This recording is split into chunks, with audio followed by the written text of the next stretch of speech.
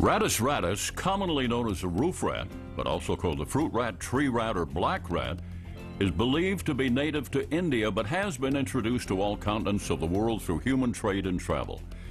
The roof rat is a medium-sized rat with relatively large ears and a tail that is longer than the length of its head and body combined. Roof rats can be many different colors, ranging from black to gray or brown. Roof rats are considered commensal rodents, meaning they live close to humans and are largely dependent on us for their survival.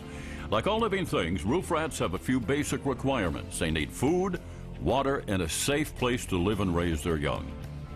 The availability of these basic requirements dictates the number of roof rats that can inhabit our community and homes. Now, the size of a roof rat population is limited by what the environment can support. This is called the carrying capacity. Each neighborhood and home has its own carrying capacity. The goal of Orange County Vector Control District is to educate the public and recruit them to assist us by identifying and eliminating anti-environmental conditions that will attract roof rats. Decreasing a neighborhood's carrying capacity by reducing or eliminating these basic requirements will proportionally reduce the population of rats and the possibility of reinfestation. Now, throughout the world, roof rats are responsible for billions of dollars in crop loss and property damage.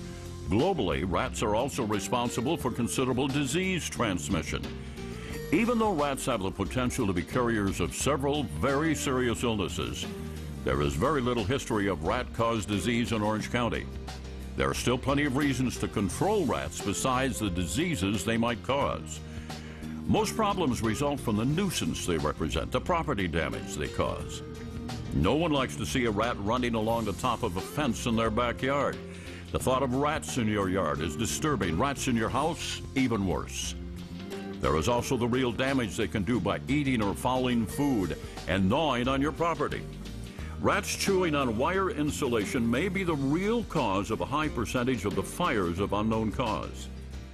It is unlikely we will be able to eliminate rats altogether, but there are several steps that can be taken to keep them from becoming a real problem. For the next several minutes, we will show you step by step how to control rats in and around your home. Now, the order in which we take these steps is important. Rats need very little water, so normal landscape irrigation is enough to meet their needs. Now, limiting water is not an effective way to keep rats away. Food is another matter.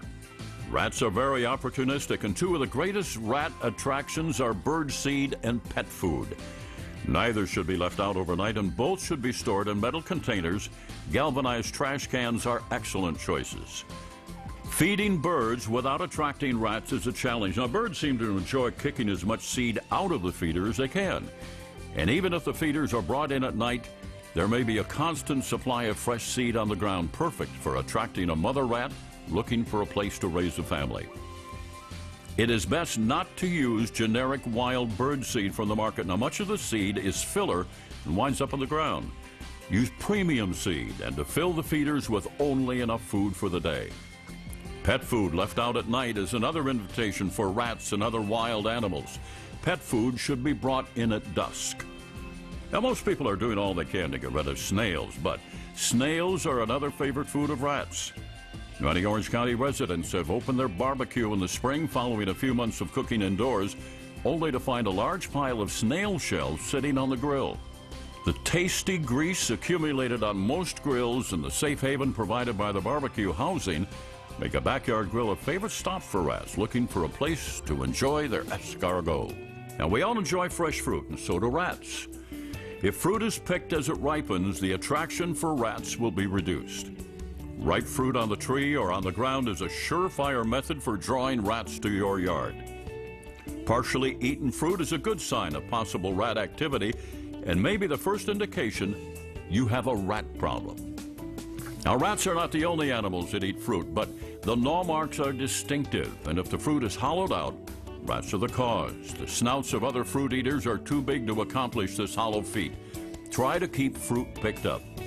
The first step in reducing rat populations was to eliminate the food source that was attracting them. Remember, rats will eat almost anything, but they usually look for a reliable source of suitable food, often some type of grain product to set up housekeeping. Eliminating these food sources is essential to the success of any rodent control program. After you have removed the food source, now you may feel your rat problems are over. Well, that may be true, but there are a few more steps to make sure it stays that way. Remember, the order we take these steps is very important. Step 2 involves sealing off your home. Now, this can seem to be a daunting task depending on the style and construction of your home. Any hole bigger than a quarter will allow a roof rat in. These openings can be almost anywhere, but here are some of the common locations. Rats are very agile climbers. They can easily scale almost anything, even the corner of a stucco wall. Any branch or wire should be seen as a bridge on a rat highway. Roof rats prefer to travel above the ground, so eliminating overhead bridges to your home like overhanging trees will be a big help. Roofs are notorious for providing access for rats. Some styles are constructed in such a way as to provide any number of access points to your home. The overlaps found where two roofs of different orientation come together often have openings just right for allowing rats to pass through. Look for light entering a dark attic by going up during the day. Examine any sources of light. Make sure nothing but light can get through the openings. Vent screens and damaged flashing are two common entry points. Any place where a pipe or a hose passes through an exterior wall, especially air conditioner hoses, should be checked for accessibility. Look for rub marks, dark stains left on the walls by oily fur of passing rats. If a possible entry point should be dusty and isn't, or is clear of cobwebs, it is probably being used by rats. Either way, the hole should be filled. If you want to make sure the hole is being used, block the passage with a loose wad of aluminum foil. Now, if the passage is being used, the foil will be displaced. Remember, if you can stick your thumb in the hole, you should probably fill it. Check out the crawl spaces, doors, and vents. Rats love to get inside this way. Repairing these rat highways and entry points is not terribly expensive or difficult. Finding them all will be the challenge. Again, look for rub marks. Rats can easily climb stucco walls, so be on the lookout for rub marks in the corners. Droppings are another good indication of where rats are spending their time. Damaged or lifted flashing and vent screens should be replaced or repaired with suitable materials. The quarter-size holes can be filled quite effectively with coarse steel wool. Bronze wool is better if you can find it. They don't rust, rats cannot gnaw through them, and they are ideal for packing into small, irregular-shaped openings. Look at marine supply stores. Some openings are more challenging to repair than others. You may have to be creative. Once you have sealed off your home, you need to make sure you haven't blocked the escape of any remaining rats. When all the rats are gone, it is time for step 3, removing the material where rats make their homes. Now, we call this harborage. If you want to try step 3 before completing step 2, guess where the rats will go first to look for a new home. Many plants make excellent rat harborage. Untrimmed palms, yuccas, and Italian cypress are favorites. Dense growing vines like ivy and bougainvillea provide excellent harborage. In fact, any heavy shrubbery will provide rats ideal cover. If your landscaping is too dense for you to see through, it is too dense for predators to see into. Rats can establish a nest and feel safe. Rats will also seek piles of firewood or lumber, storage sheds that are not visited very often, even pool and spa heaters that are not being used provide harborage. Make sure sheds, water heater closets, and any other outdoor structures have properly sealing doors. The harborage provided by heavy vegetation or storage shed combined with attractive food sources will almost guarantee a rat problem. Roof rats are sexually mature at 3 to 4 months of age and can have up to 6 litters a year. They're usually between 6 and 8 young per litter. Now, it's easy to see how a rat population in a neighborhood can reach carrying capacity quickly and how soon any rats that are removed by trapping or poisoning will be replaced. Evaluate your yard for suitable shelter, thin vegetation, restack wood, clean out storage areas. What you are doing is making your yard unattractive to rats. If you accomplish this, the rat problem will almost certainly go away. In the event you still have rats, the Orange County Vector Control District can help with stragglers. We use poison bait in a tamper and pet-resistant tube.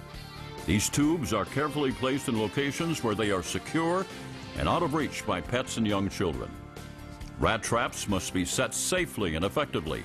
Traps can be baited with a mixture of peanut butter and oatmeal. If you have a rat that is adept at removing the bait without getting caught, use a little steel wool with peanut butter as bait.